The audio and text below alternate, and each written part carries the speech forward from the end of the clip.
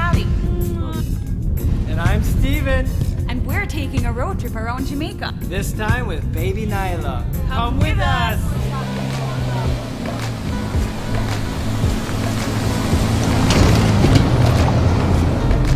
Oh, Nyla. This is old, Nyla. This is really old.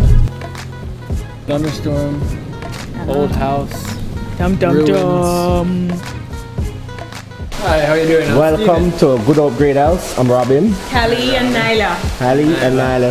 Welcome. Thank you. So you're standing in the gallery of the house. This house was built in 1755 by Colonel Thomas Williams, who built this great house in arrival of a bride from England. You're in the gallery, and here you will see paintings dating back as late as 1760.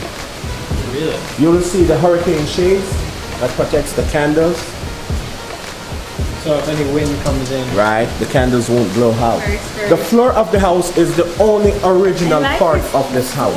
Oh. It was built from wild orange. It is water resistant. Oh, wow. And it's the only original flooring in the complete house that has never been repaired. Oh, wow. Oh, really? Okay. Wow. This is the painting of the whole 2,000 acre of the Good Hope estate. This is the great house here on the top. And this painting was done back in the 1700s. Wow, lovely. Okay.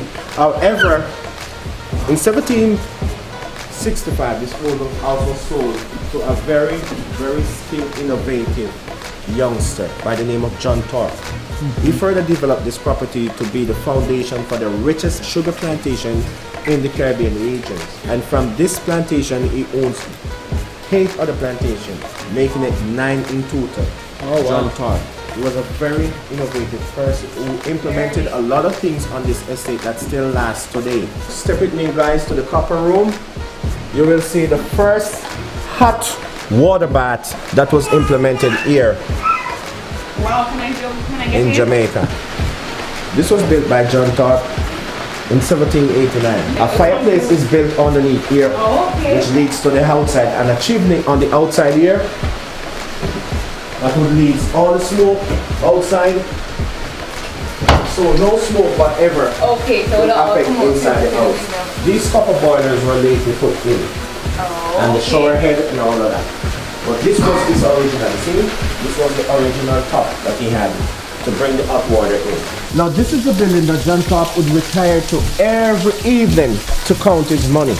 During those days, it was considered the counting of money on the inside of the house would bring bad luck, as it was bad manners. So he built a counting house naturally where he would go every afternoon. He would retire here to count his money.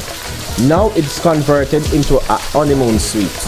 Good Hope Great House have always been a hotel. After John Thorpe died, the property stayed in his family for over 100 years. J.F. Thomas came, he bought the property, but he wasn't much of a farmer, so he allowed the property to grow up in bushes until it was sold to a retired seaman by the name of Alexander Oppenheim. Now after that, a retired merchant came to Jamaica in search of antique furniture and was told about Good Hope. When he visited Good Hope and tried to get some of the antique furniture here, he was chased off the front property, the front lawn there, by Oppenheim with a gun in his hand. Get off my property! Oh, no. I have no antique furniture to sell you. But that very same day, Oppenheim and the retired merchant met in a bar in Falmouth, the town closest to us here. Yes. And before you knew it, he did not only get the antique furnitures of Good Hope to buy, you get the whole entire property to buy. Oh my. So that just goes to tell you, never do business over 2 drinks of good Jamaican rum. That's you will sell what you really don't want to sell. Out there you have a lily pond. Okay. And an outdoor patio which probably do weddings and special. I just thought it was a beautiful location for weddings and But yes, we do weddings and special events here. Yeah, And we have what we have Taste of Jamaica. Yes. Every week we have the IT, we have the gourmet meals up here and all of that. Oh wow. This is the ballroom. Feast room. The feast room, whatever you want to call it. It was used back then as a ballroom.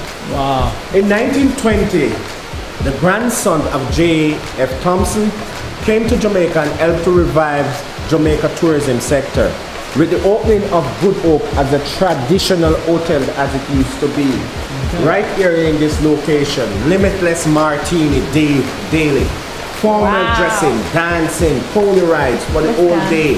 Wow. And that entices a lot of clients coming back to Good Hope and bringing back the name of Good Hope on top. Okay. This was a place where they would dine, laugh. As I said, the martinis, it was limitless. Endless, wow. Endless. Right during the day. It was a giant party. Now, ladies and gentlemen, it is said that from this south veranda, you can get one of the best views that you will ever get here in Western Jamaica.